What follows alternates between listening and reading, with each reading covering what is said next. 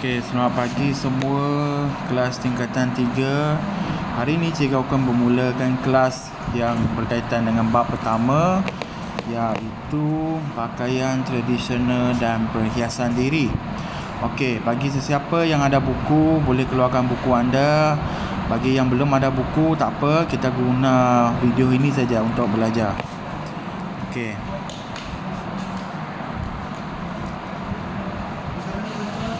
Okey, dalam jenis pakaian tradisional dan perhiasan diri ini, kita pertama akan masuklah apa itu definisi pakaian. Okey, untuk hari ini kita akan masuk apa itu definisi pakaian dan jenis pakaian tradisional dan perhiasan diri.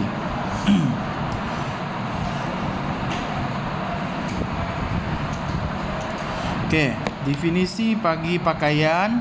Okey, pakaian dia ada maksud yang sangat luas lah dan tarifnya. Okey, pakaian ini secara tersiratnya kita untuk mencerminkan adab dan perilaku masyarakat pemiliknya. Maksudnya apa?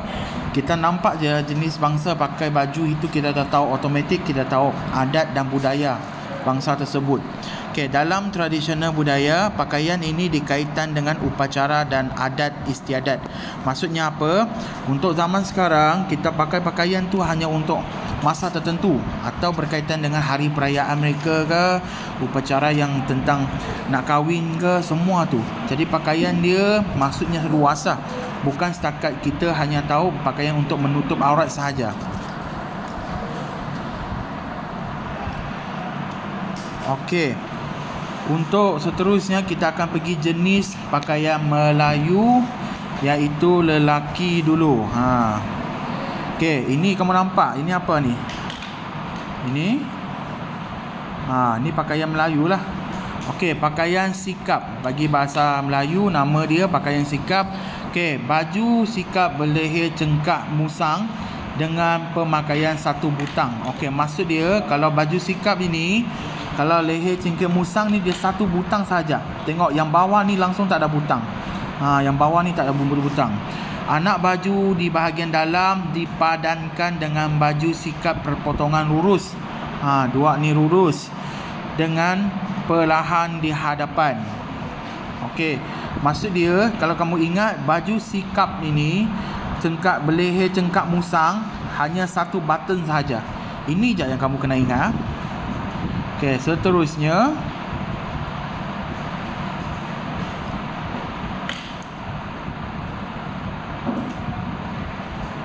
baju Melayu cengkak musang dengan pemakaian 5 butang sejajar. Ini yang kamu boleh nampak setiap hari yang kita cikgu pakai ni lah, 5 butang ni.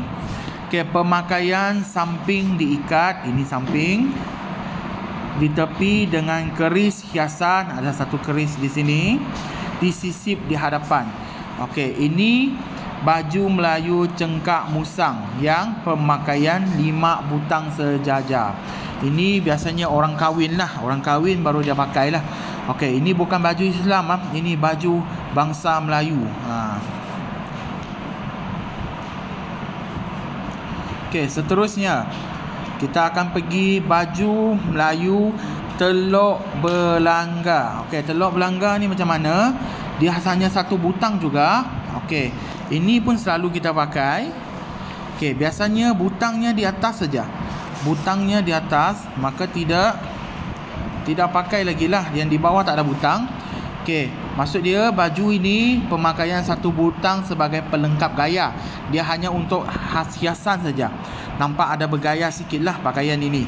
Pemakaian kain atau samping juga dipakai di bahagian luar. Okey, nama dia kain dagang luar. Okey, boleh faham? Okey, seterusnya kita akan pergi ke kasut atau selipah yang dipakai, namanya sebagai capal. Ini capal. Capal bentuk dia macam ni. Dia ada tajam-tajam sikit lah. Lazimnya capal disarung dengan alas kaki yang melengkapkan cara pemakaian. Ini kalau kasut ini jarang boleh jumpa, tapi cikgu pernah nampak lah, ada kawan-kawan cikgu yang Betul-betul dari Semenanjung dia orang pakai. Tapi di Sarawak tak nampak lagi lah siapa yang pakai ni.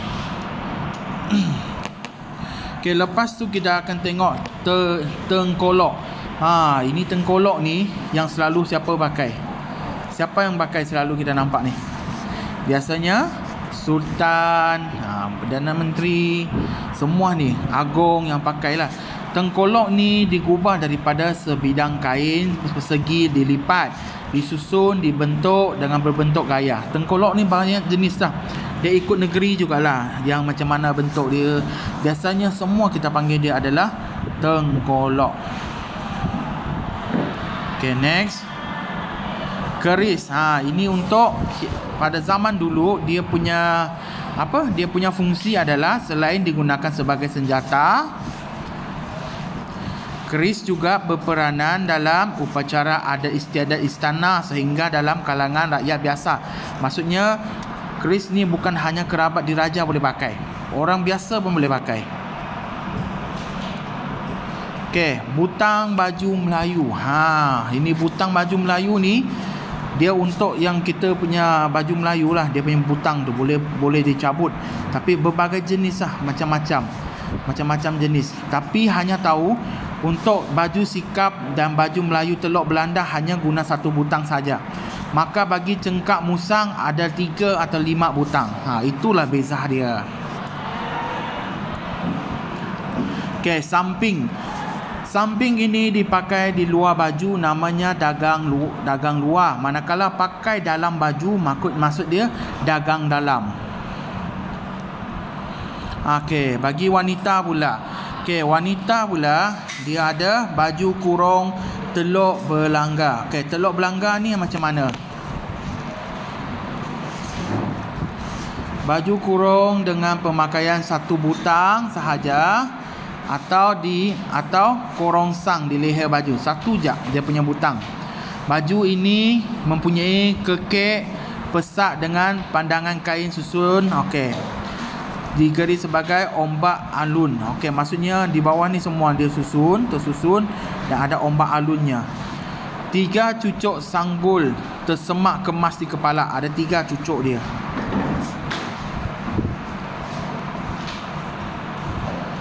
Okay, lepas tu baju kebaya. Kebaya ni dia special sikit lah.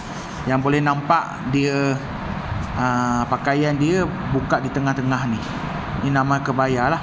Baju kebaya belah di bahagian hadapan. Belah di bahagian hadapan, dikemaskan dengan pemakaian kerongsang ibu dan anak 3 sejajar. Okey, wanita tampil anggun diserikan perhiasan cucuk sanggul di kepala. Okey, hiasan dia. Boleh tengok dalam buku teks lah. Sebab ini cikgu nampaknya tak jelas lah. Sekejap. Ya, tak berapa jelas yang kamu nampak di sini lah. Okey, lepas tu baju Riau Pahang. Riau Pahang ni dia pelik sikit lah. Baju Riau Pahang ni berleher cengkak. Okey, berleher cengkak maksud dia apa? Dia ketat lah dia punya leher tu. Cengkak musang dengan potongan pesat gantung. Pemakaian diindahkan hiasan dokong. Okey, depan ni dokong ini apa?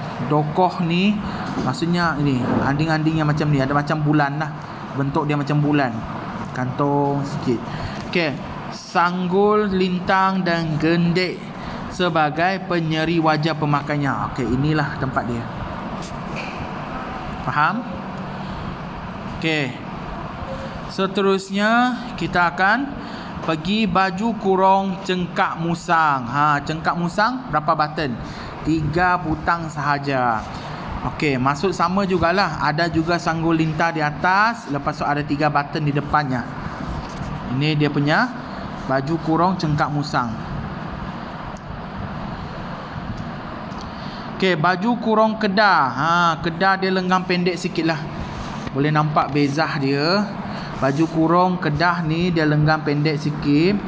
Leher Teluk Belanga. Maksudnya tak ada ketat lah. Tak ketat di dia punya leher. Lepas tu perhiasan kalung papan di dada. Kalung papan dia macam ni lah. Rantai yang berlapis lah.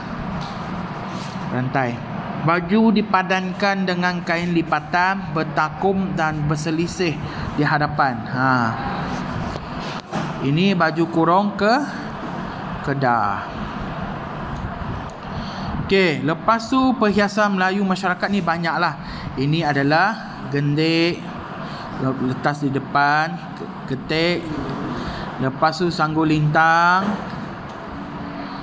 Ini cucuk sanggul letak di kepala.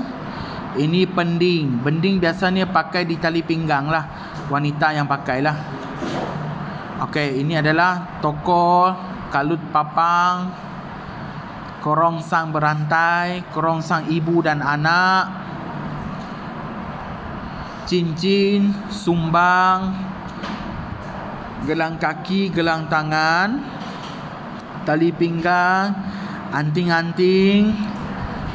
Ini sajalah. Untuk hari ini kita akan sampai pakaian tradisional bagi masyarakat Melayu sahaja. Cikgu nak kamu siapkan nota kamu. Okey, jangan lupa sekarang kamu boleh tekan link yang cikgu share untuk buat latihan seterusnya. Untuk pembelajaran hari ini kita sampai sini saja. Sekian, terima kasih. Assalamualaikum.